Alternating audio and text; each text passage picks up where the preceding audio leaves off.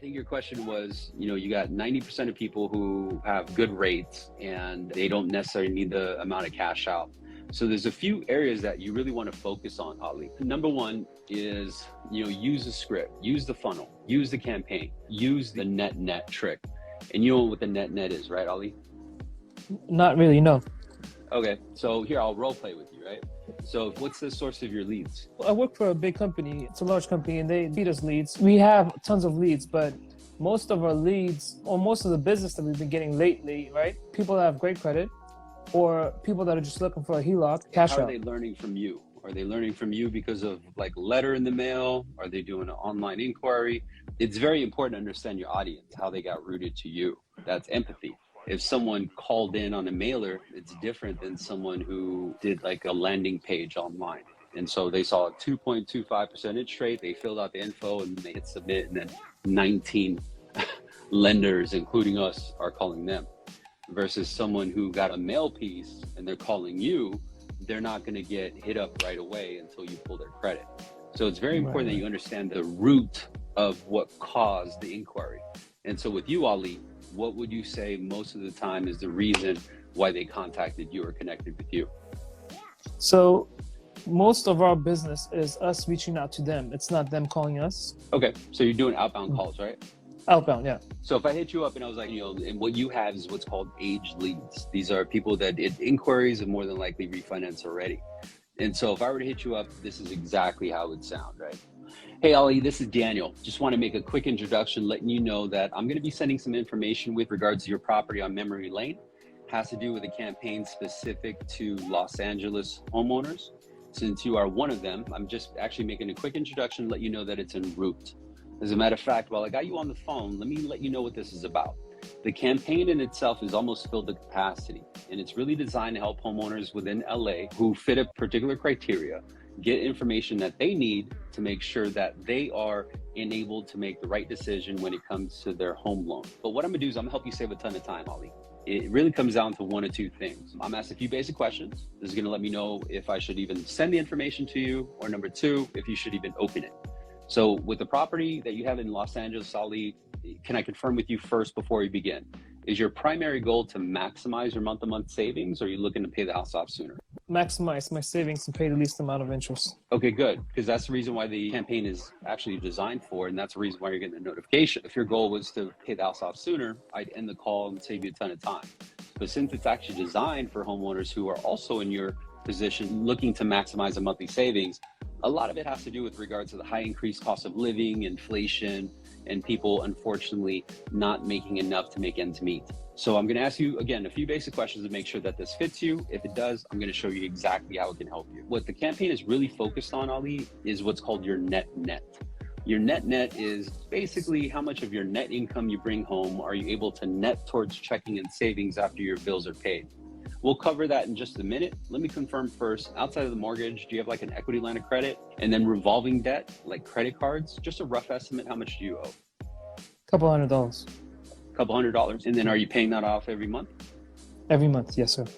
Okay, good. So you're one of the rare few in Los Angeles who are able to maintain no credit card debt. So I applaud you for that. Let me make sure that this is even a fit for you. The net has to do with regards to after all your expenses are paid. So your $200 in credit cards, your mortgage, even like gas, utilities, daycare, if that's applicable to you.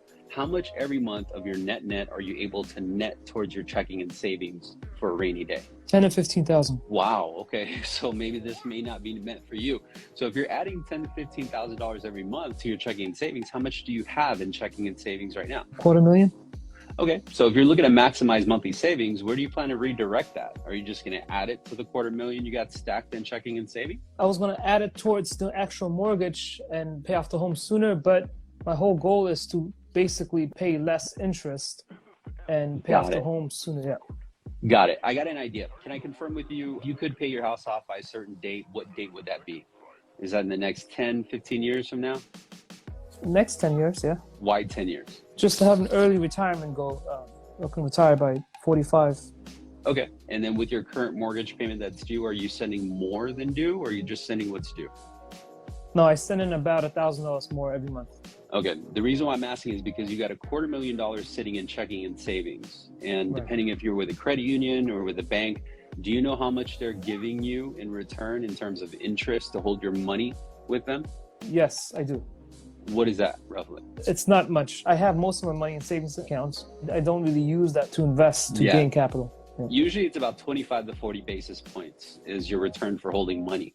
And the reason why I'm asking is because inflation is right about 8 to 9%. IRAs, stocks, they're barely under 7% at the best. The reason why I'm asking you is because if your intent was to pay it off in 10 years, when was the last time you refinanced? Last year.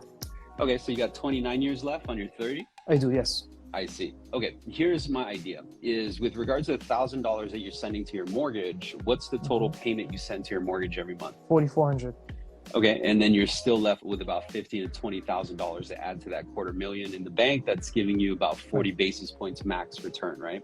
The reason why I'm asking is because we have a campaign, it already expired, but it was really meant for homeowners who have a fortunate opportunity where they have so much cash flow that they're parking it in assets that's not giving them return, keeping up with inflation, nor the cost of living.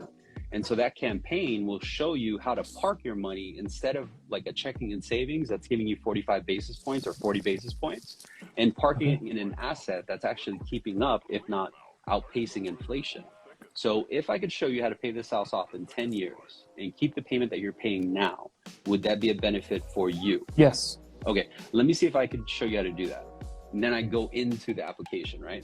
But if you notice within the first 2 minutes, I already got a lot of leverage from you.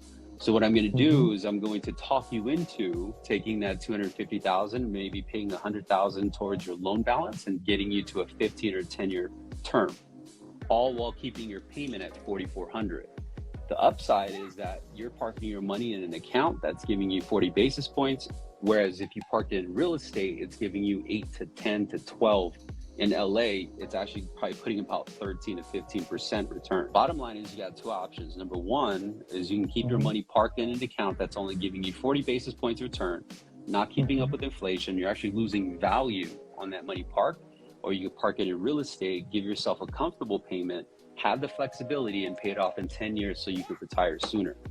Now, I would have dived in deeper. I would have asked, you know, like, why do you want to retire sooner? I would have looked at your age. I would have asked you if your spouse is on the phone, why is it important for you guys to pay this house off in 10 years? I would have gotten all those nuts and bolts. It doesn't necessarily mean pain. You told me you had $200 in credit card debt. I'm not letting that deflect me or change my demeanor. I'm still driving the conversation, right? Nice. I still cornered you in to justify my reason of actually continuing the call.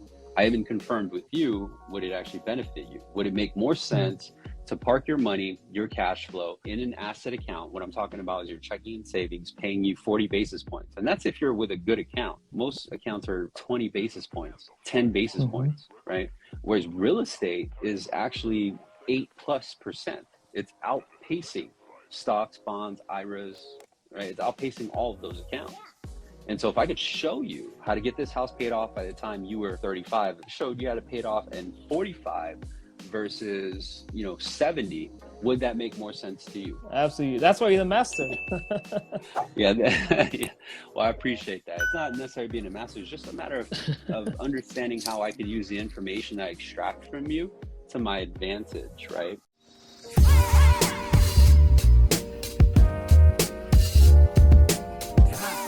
Connected to SalesRemastered.